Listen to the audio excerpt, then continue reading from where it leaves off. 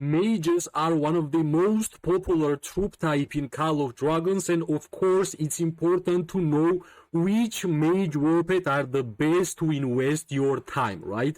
We have S, A, B, and C tier, and we are going to rate mage war pets, which are Sapphire Phaedrake, Seraphic Phaedrake, Shadow Phaedrake, Flaming Manticore, Sand Lizard, Thunder Lizard, and Ice Lizard, right? Of course, I will try my best to share my experience. Also, I asked my mage friends and they helped me to make this tier list, right? We are going to start with one of the worst war pets in Call of Dragons, which is Thunder Lizard. Unfortunately, this war pet is not fully created, right? We don't even have third talent skill, EOS talent skill, which you are getting from the Yggdra crystals. So basically, if you are going to invest your time by creating Thunder Lizard, unfortunately, it won't gonna change anything for your hero pairs, especially for mage gameplay, right? You will make the first talent skill 3-star, but at the end of the day, you will have one less skills from this war pet, and of course I'm going to rate Thunder Lizard as a C tier, right? We could even not even rate this war pet. So basically, if we're gonna look all the war pets in Call of Dragons, I believe Thunder Lizard is worst war pet which we have in the game, right? That's why we don't even have a hero pair for Thunder Lizard, because basically everything will be better than this war pet, right? So hopefully you have not invested your time making this war pet good, because it won't gonna be good. You are basically going to waste your time by making Thunder Lizard your primary war pet for your mage gameplay. The next war pet which we are going to speak is Ice Lizard. Well, it's little better than Thunder Lizard. We have all the talent skills for Ice Lizard, and the hero pairs which you can use this war pet is basically only two, right? Which is now Worlder, which is the epic hero for League of Order, and Welin, which is quite a good legendary hero for the mage gameplay, right?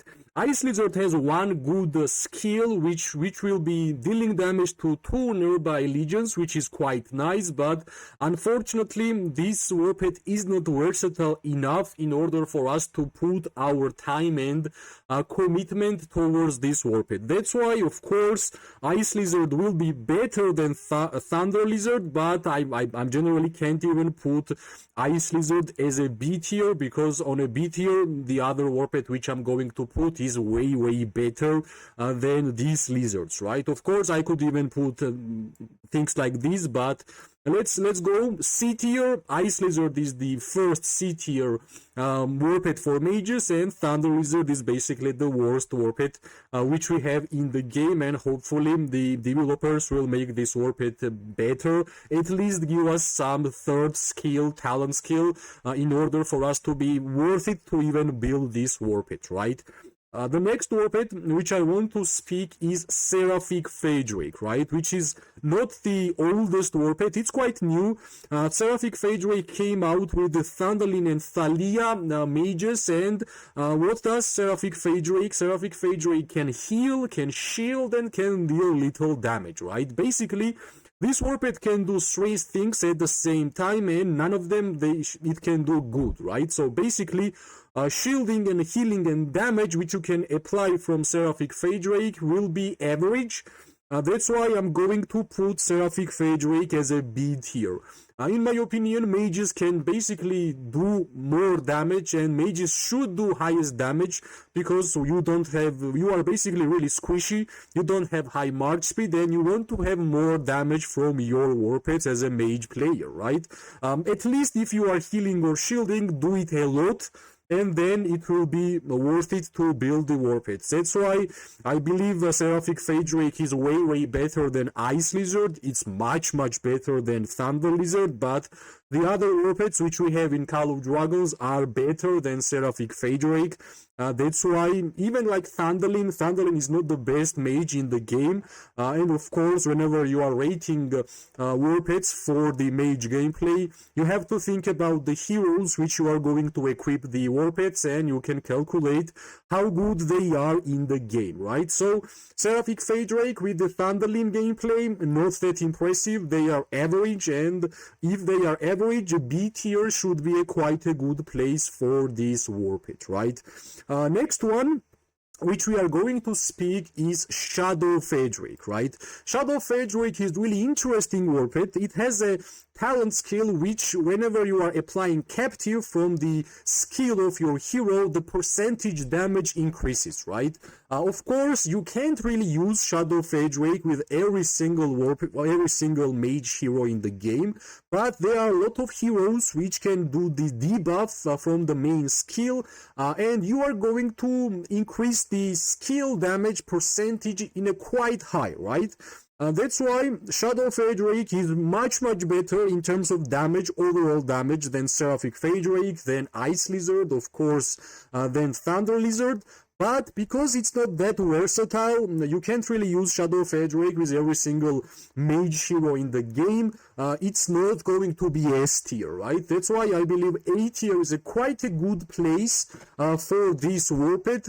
This war pet came out with Bertrand and Tohar gameplay, but you can use this war pet with Welin, with Waldir. Basically, debuffer mages can use Shadow Phaedrake, which is going to increase the skill damage factor in terms of percentages, and you, at the end of the day, you will be able to do quite high amount of damage as a mage war pet. If we're gonna compare Shadow Phaedrake and the Red Phaedrake, Berserker Phaedrake has the same kind of idea.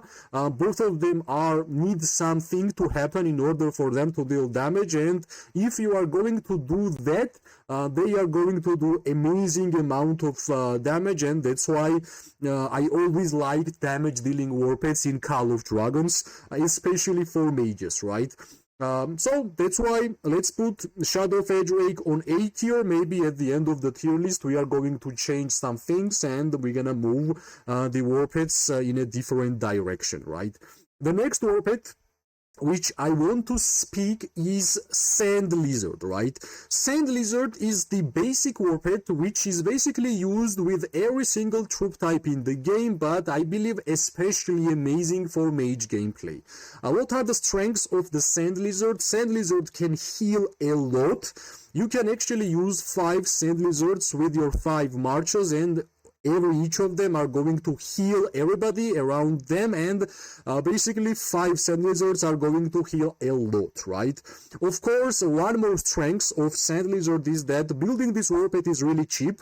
Basically, you should choose all the war pet skills which is increasing the healing for your war pet, and that's all, right? Also, all the healing skills for the war pet gameplay is really cheap, so it won't gonna be problem to make those skills 3-star, right? That's why Sand Lizard, I believe, because of the versatility, I could easily put Sand Lizard as S tier. I believe for a lot of mage players, Sand Lizard is S tier war pet, but for me, I believe healing is much better for archer gameplay, a little bit less for mages, because mages are really squishy and healing helps, but it doesn't really help too much. That's why I'm going to put Sand Lizard as a best A tier war pet for mage gameplay, especially if you are using 5 Sand Lizards with your 5 mage hero pairs. They are absolutely taking a lot of healing, and you are going to survive much more in open field PvP than you were before, right? Of course, you should remember that with Sand Lizard, you are not going to deal a single damage. Only thing this war pet can do is healing, and it can do a lot, right? That's the biggest difference behind Seraphic Phaedrake. Seraphic Phaedrake can shield, heal, and damage, but really average. Sand Lizard can only heal, but it can heal a lot, right? So that's why I still believe that Sand Lizard can be S or A tier. Now, for my own experience, I'm going to put Sand Lizard as a tier, right? The next war pet which we are going to speak is Sapphire Frederick, right? Sapphire Frederick is the basic war pet. Every single player who starts Call of Dragons, you will be able to catch Sapphire Frederick. And in my opinion, Sapphire Frederick should be your number one priority to invest your time, to invest your war pet currencies in order for you to make this war pet as strong as possible. The strengths of this war pet are basically too much, especially with the third talent skill. You are going to deal damage to multiple targets. That's already a good. The second strength is that you don't even have to look at the mage heroes. This war pet can be used with every single mage hero, legendary, epic one. Basically, one of the most versatile magic mage war pet, offensive war pet in Call of Dragons, which I advise every single player to make it 3-star. The Pain Bloom should be 3-star. And try to get the Hydra Crystal skill, the third Pain Bloom skill, because third Pain Bloom skill will allow you to deal damage to 2 targets, and that's especially amazing for the open field mass PvP when there is a lot of targets for your mages and you are just going to defeat a lot of troops of your enemies and you are going to get a lot of merits, right? There is a big plus that Sapphire Frederick is the basic war pet because you will have enough time to make this war pet as strong as possible. When you're gonna finish it, you're gonna move towards the next one, right? So I honestly believe that this is still the best war pet in the game on a S tier, one of the most mandatory war pets to actually build. You at the beginning you will be able to use Sapphire Frederick with Lilia, with Wellin, with Musyang, with Tia, with Thundalin, Thalia, Bertrand, Tohar. Also, Sapphire Frederick is a flyer war pet, which means you will be able to use this war pet with your Celestials, and Celestials are the best mage troops in terms of damage. So my advice would be to invest everything what you have on this war pet because it will be worth it, right? It's one of the highest value war pets in the game for mage gameplay, so that's why without questions S tier for Sapphire Frederick. The last war pet which we have left is Flaming Manticore. This is the newest war pet for mages. This war pet came out with Young Ming and Gromara, and I will honestly say that Young Ming and Gromara, especially Young Ming, is the best mage hero in the game, and for Young Ming, Flaming Manticore is the best mage war pet which you can equip, right? That's why, without questions, if you want to deal too much damage, especially towards infantry players, because they are generally together nearby when you are having mass PvP in open field PvP, Flaming Manticore should be S tier, right? Flaming Manticore should be S tier. It's basically same tier as Sapphire Frederick and Flaming Manticore.